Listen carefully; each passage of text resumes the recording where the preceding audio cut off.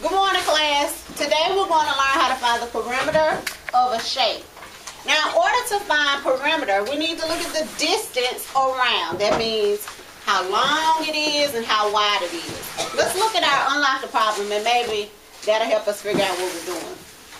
Julio is putting a stone border around his rectangular garden. The length of the garden is 7 feet. The width of the garden is 5 feet. How many feet of stone border does Julio need? So we're going to use perimeter, which is the distance around, is how long it is and how wide it is, in order to find out how much border he needs. Now, let me ask this question. What shape did the problem tell us that this garden was? James? Rectangle. It's a rectangle. So if I'm drawing a rectangle, that means that all of my sides are not going to be even. If you look at this one on the board, you notice that the top is a little longer than the sides, right? Yes? No? Yes. So yes. Yeah. All right. So going across, I call that my width, or I might abbreviate it with the W, because you know Miss Attaway likes to do the short way. And then I look at how long it is.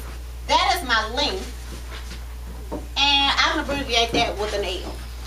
In order for me to find perimeter, I need to add my width and my length.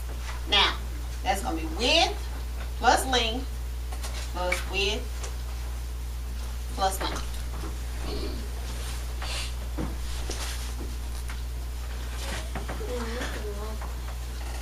Well, that's why we use the L and the W, so we don't have to write all this out.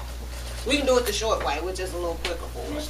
Now, if we look back in our problem, what is the length of this garden? Austin?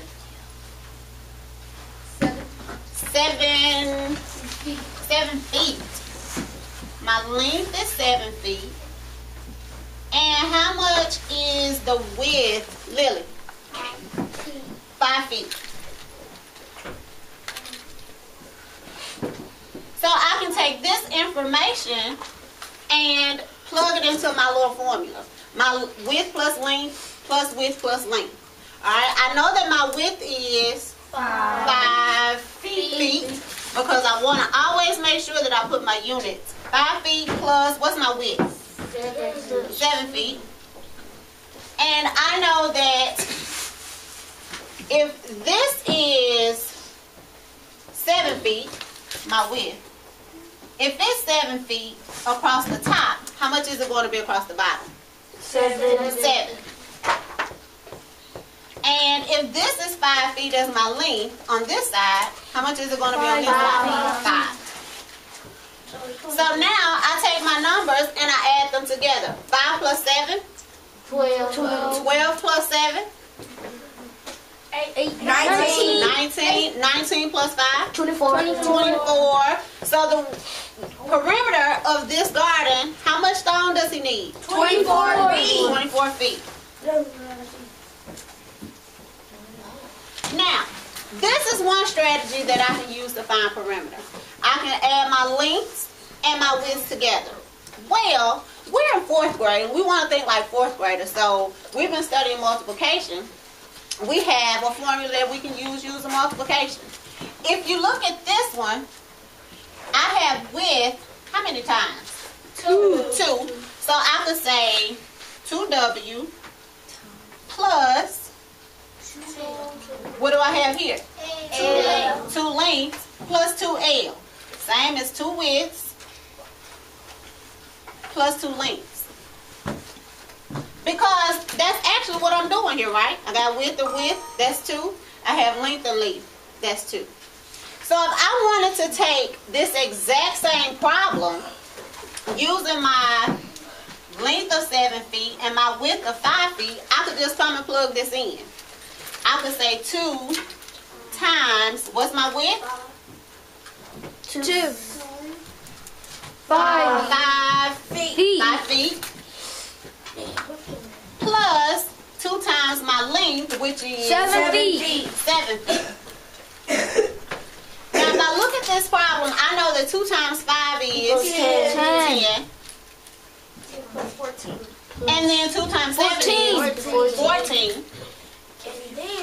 And then I add, and 10 plus 14 is 24. 24 feet. And I get the exact same answer. So those are 2 different strategies that I can use to find perimeter. Okay? Now, what if I had a square? I have a square. Now I know that a square has what? 4 sides. 4 sides that are equal. They're the same. So if my measurement, and I have a sad looking little square here, y'all. I'm sorry. If the measurement of my square was 4 inches, I know that perimeter I have to. How do I find perimeter, Maya? I add what? You add the width and the length. The width and the length. So if this length is 4 inches, what would this length be? 4 inches.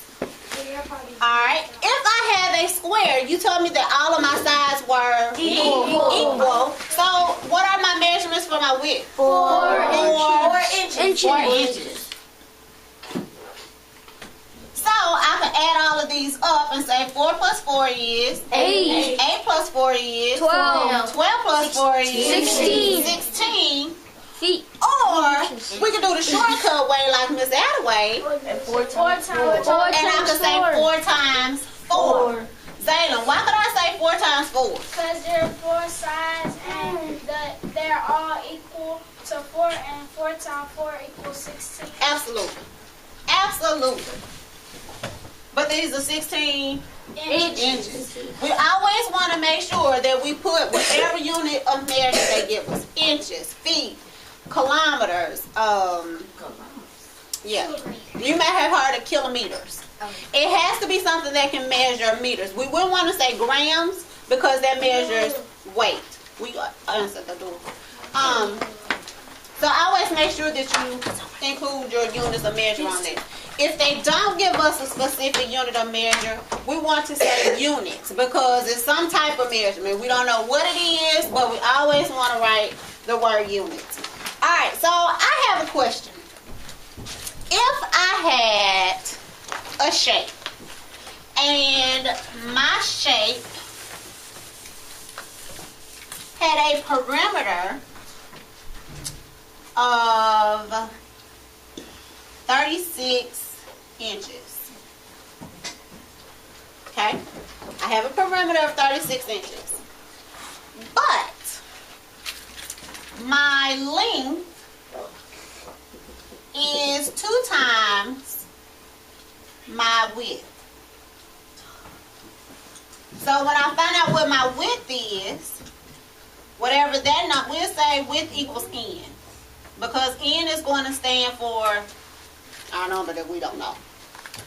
And my length is 2 times n. Take a minute and think, what could my perimeter be? What would my measurements be of my shape? I have a shape, and I know that all the way around equals 36. Now, my width is 1 measurement, and whatever that measurement is, I have to double it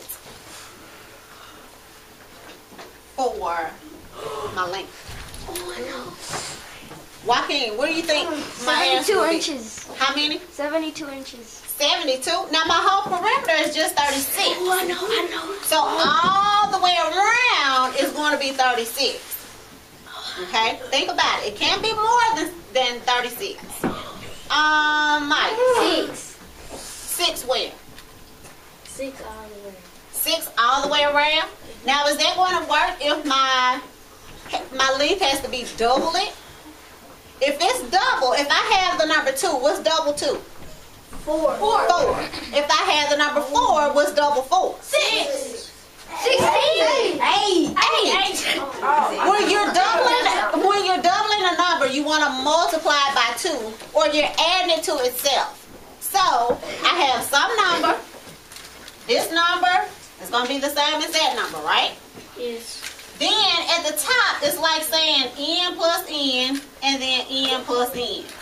And all together, all of my n's equals 36. James, can you help me? Is it 9? 9 as the n? Let's see. So that would say this is 9 9 times 4. and that's 9. What's 9 plus 9? 18. That's 18. Now, if I double my 9, what would that be? 18. 18. So, if I have 9 plus 9 is 18, then I have 18 plus 18, which is 30, 32, 36, 33, 36. 36. Is that going to give me my answer? I know. Oh, too much.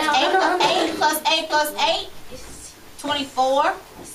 2, 3, 4, 5, 54. So that's way more than what I need. Hold on, Zakari has had her. She was ready. What do you think? Take a guess. It's okay. We'll give you a little more thinking time. Andy, what do you think? 6. You say 6? I said 6. That's what I said. Yeah, that's 6 is my what? 6 and Does it go on my length or does it go on my width? both. Both? Let's see. If this is 6, that means this is 6. So how much is that? 12. That's 12. Alright?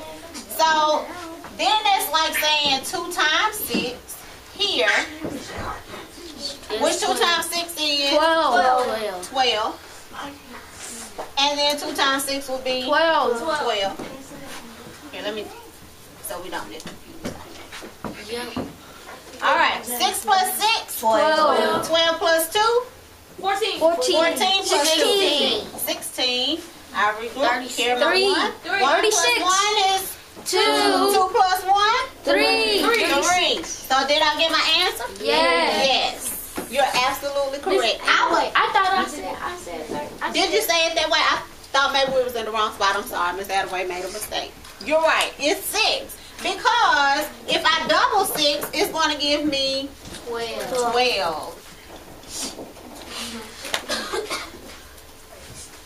So I will have 6 on my length and 12 on my width. Now, I want you to take a look at the problem on your paper. Number 1.